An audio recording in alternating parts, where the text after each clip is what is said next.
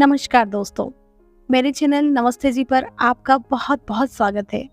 आज मैं आपको सुनाने जा रही हूँ एक कहानी। चलिए शुरू करते हैं। गली में गहरा सन्नाटा पसरा हुआ था। पहरेदार का जागते रहो की तीव्र ध्वनि नीरवता भंग कर रही थी। रात आधी बीत चुकी थी। हंसा घुटनों में सिर दिए झपकी ले रही थी। नींद के झोंकों से माथा कभी इधर तो कभी उधर लुढ़क पड़ता। वह पुनः सिमट कर बैठ जाती। वह जितना ही जागने का प्रयास करती, नींद उस पर दुगने वेग से हावी हो जाती। नीचे आंगन के गोलगप्पाड़े से हंसा की आंखें खुल गई। झट उठ बैठी वह। शायद जेठ और पति आ गए थे। भोजन ठंडा हो गया था। कोयले का आज मंदा पड़ गया था। वह जल्दी जल्दी पंखा जलने लगी। नीचे शोर शराबा बढ़ता जा रहा था। हंसा का हृदय किसी अनजाने भय से आतंकित हो उठा। स्थिति का जायजा लेने के लिए वह मुंडेर पकड़कर आंगन में झांकने लगी। उसके जेठ जिठानी और पति आपस में उलझ रहे थे। कुछ तो शर्म करो, इस तरह पीकर आधी रात को घर आना। जिठानी की तड़पती आवाज ने हंसा को स्तब्ध कर दिया। पीकर आए हैं तो तेरे बाप का क्या जाता है, आंखें दिखाती है। जेठ गालियां बकने लगे। जेठानी शेला भी पीछे रहने वाली नहीं थी।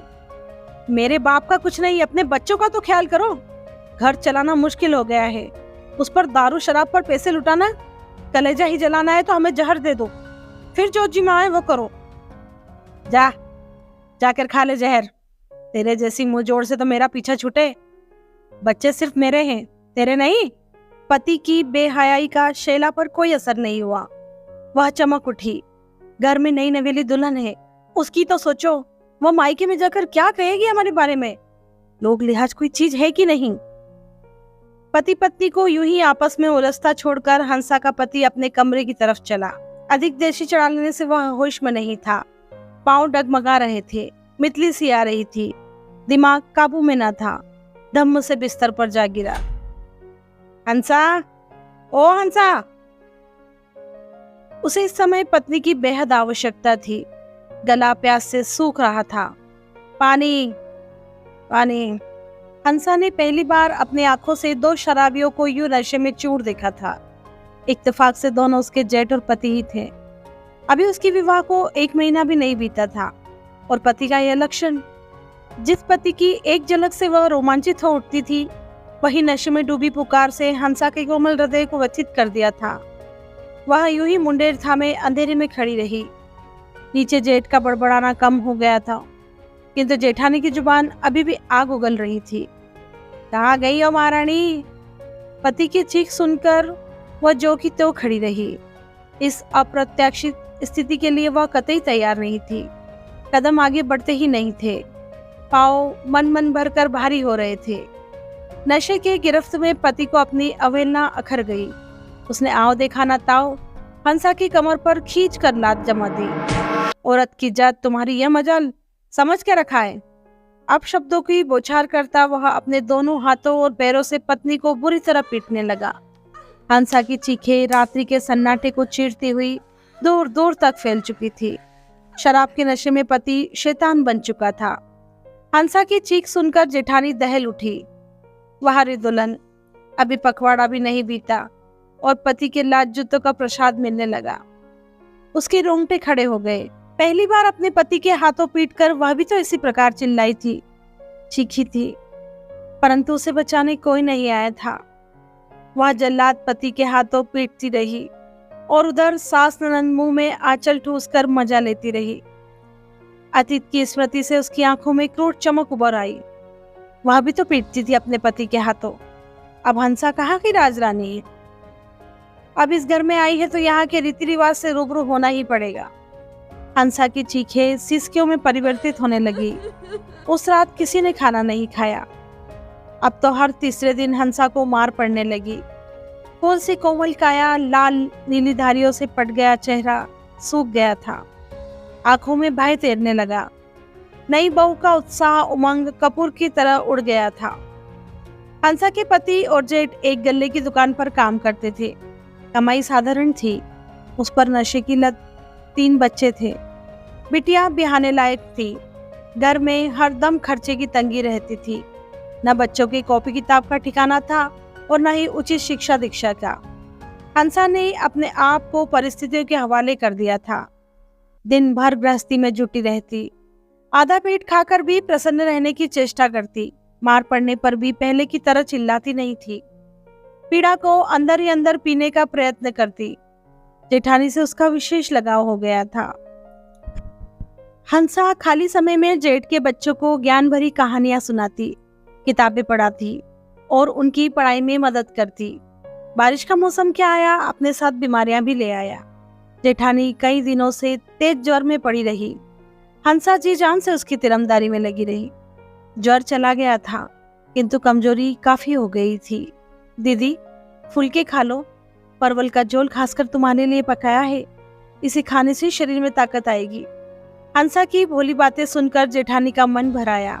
वह जानती थी इस परवल के झोल के लिए इतने बड़े परिवार में हंसा ने कैसे सब्जी से 2-4 परवल छुपा कर रखे होंगे। इतनी प्यारी लड़की इन दरिद्रों के हाथ में कौन सा सुख पाएगी। जेठानी का अंतर्मन सोच में पड़ गया। हंसा, मैं स्वस्थ हो गई हूँ, तुम कुछ दिनों के लिए अपने मायके हो आओ। जेठानी अपना सारा स्नेह देवरानी पर लुटाने के लिए व्यग्र हो उठी। नहीं दीदी, मैं यही ठीक हूँ। हंसा ने नजरें झुका ली। तुम मुझसे कुछ छुपा रही हो, बोलो क्या बात है।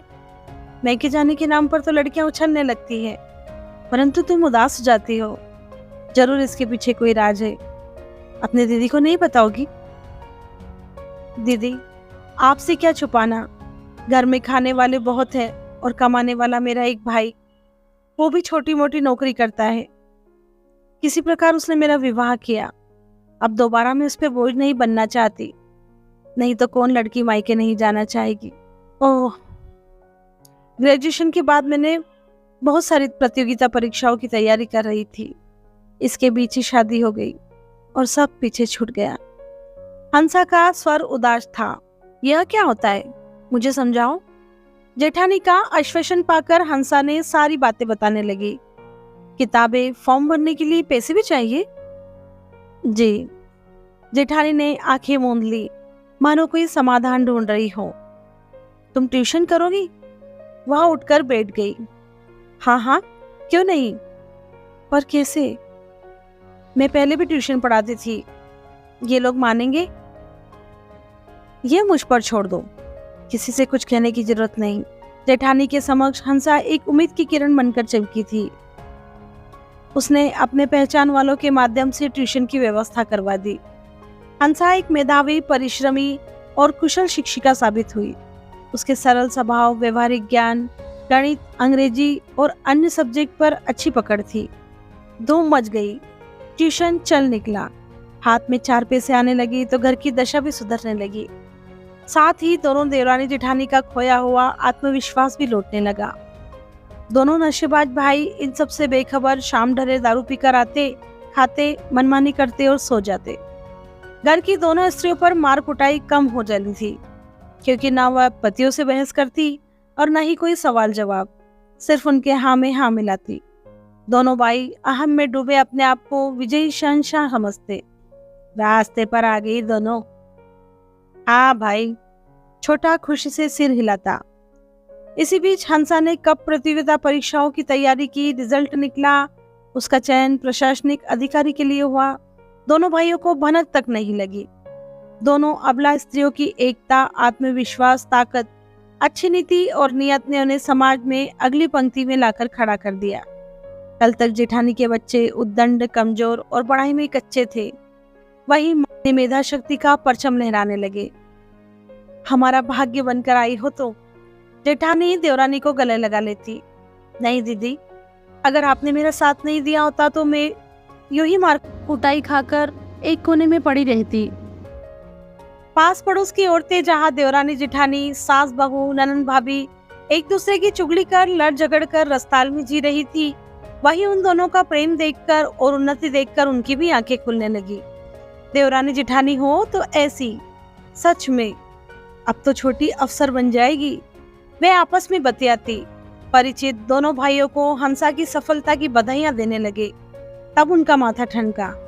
क्या छोटी नौकरी करेगी? छोटा भाई भोचक। आज उनका क्रोध 7वें आसमान पर था। इनकी ये मजाल, अब लौट दूसरे से काम नहीं चलेगा, डंडा चलाना पड़ेगा।